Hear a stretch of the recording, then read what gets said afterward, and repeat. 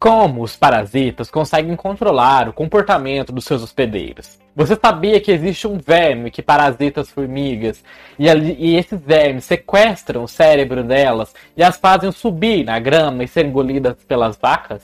Você já ouviu falar da vespa que parasitam outras vespas e fazem essas vespas parasitadas cometerem suicídio, tampando a toca com a própria cabeça e deixando o parasita comer o seu corpo?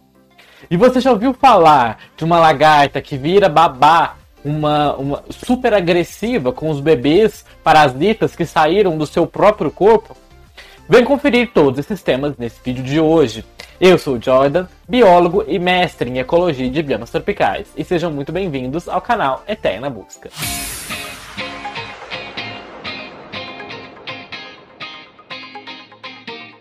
Esse é o segundo vídeo de uma série de vídeos na qual nós estamos explorando sobre como que alguns animais se tornam zumbis controlados por outros animais ou por outros seres, como no caso dos zumbis.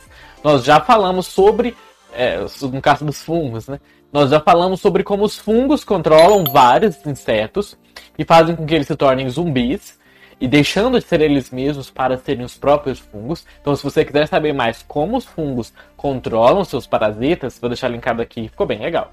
Esse tema foi escolhido pelo nosso apoiador do canal, o João Vitor. Se você quiser também sugerir mais temas como esse aqui para o canal, para que nós possamos fazer e indicar você aqui, considere se tornar um apoiador aqui do canal pelo link da nossa campanha do Apoia-se, que está aqui na descrição desse vídeo.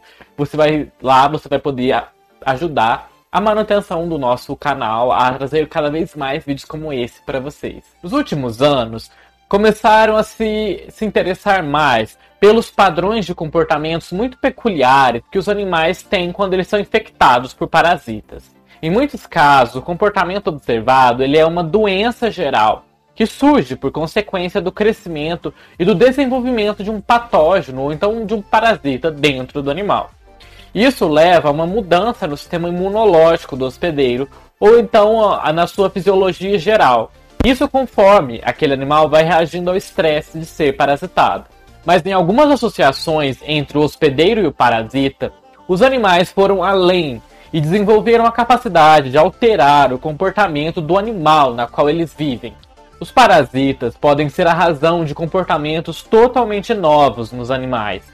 Tais comportamentos podem ser tão complexos e novos quanto a dança das abelhas. O objetivo dessa mudança de comportamento animal, mediada pelos parasitas, é usar o animal como um veículo para transportar os genes do parasita, que então vão ser transmitidos a um novo hospedeiro ou a um novo hábitat. Em todos esses casos, os comportamentos são aqueles que os animais normalmente não expressariam, porque tais comportamentos ou eles são muito caros de serem exibidos, ou muitas vezes eles são fatais para aquele animal. E vamos começar pelo caso das formigas.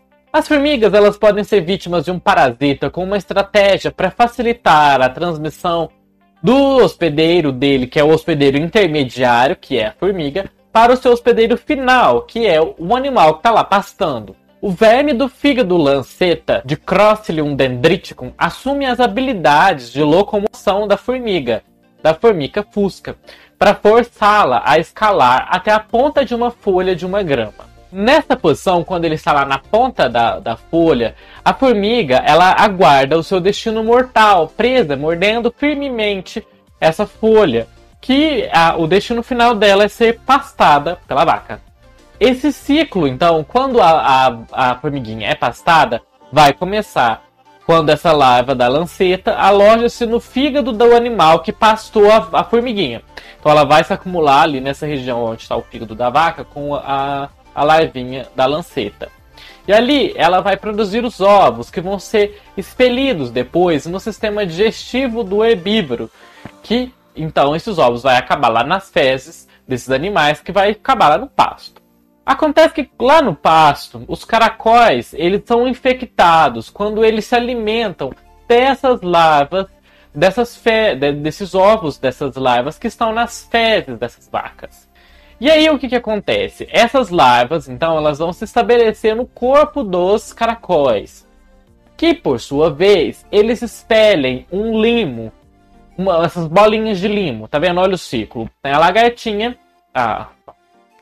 Tem a larvinha vai botar o seu cocôzinho lá no cocô da vaca, aí o caracol come o cocô da vaca contaminado, e aí ele vai ficar contaminado. E aí então ele vai produzir esse muco. E quem que gosta desse muco? As formigas. As formigas gostam bastante dessas bolas de limo. E após uma breve estada no intestino da formiga, os parasitas infestam a hemolinfa, como se fosse o sangue da formiga, e então eles vagueiam por dentro do corpo das pobres formiguinhas. Vem só, olha que monte de parasitas que tem no pobre corpinho da formiga. Todas essas bolinhas são esses metacercares, são essas estruturas das larvas, desses vermes. Notavelmente, apenas um desse mundaréu de parasitas que está na formiga migra para a região da cabeça da formiga. Pode ser um ou até 3 que já foram descritos na cabeça da formiga. E lá eles vão se instalar próximo a um dos gânglios cerebrais. Essas regiões lateralmente ao cérebro da formiga. Ali, que é o chamado gânglio subesofágico, ela vai se acumular elas vão ocupar esse lugar que está escrito de brain worm, que é o cérebro do verme, né? Ela vai alojar ali, naquela região que está bem próximo de onde está o cérebro da formiga. Nessa localização estratégica, ele provavelmente libera alguns produtos químicos desconhecidos que controlam o comportamento da formiga. Só para vocês se orientarem, olhem só como nessa imagem o cérebro da formiguinha, em que em amarelo é o cérebro dela. Um pouco mais próximo disso é onde essa larva vai se estabelecer. Quando a noite se aproxima e o ar esfria, a formiga que está parasitada deixa a colônia dela e sobe até o topo de uma folha de uma grama. Uma vez lá, ela prende as suas mandíbulas no topo dessa folha e fica esperando ser comida por algum animal que vai lá comer a grama.